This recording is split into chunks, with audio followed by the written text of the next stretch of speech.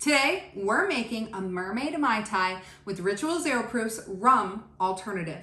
Now, this is a very simple and easy cocktail. I'll show you how to do it so you can make it at home.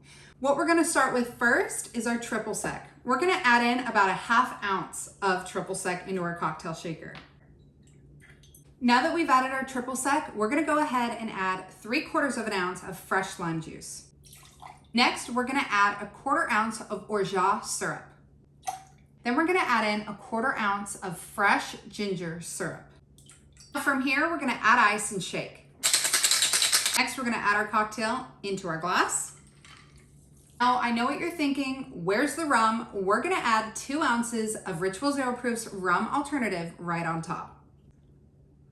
Now that we have our Ritual Zero Proof rum alternative on top, all we have to do is garnish. To garnish this cocktail, we're gonna use a fresh lime wheel and some fresh mint.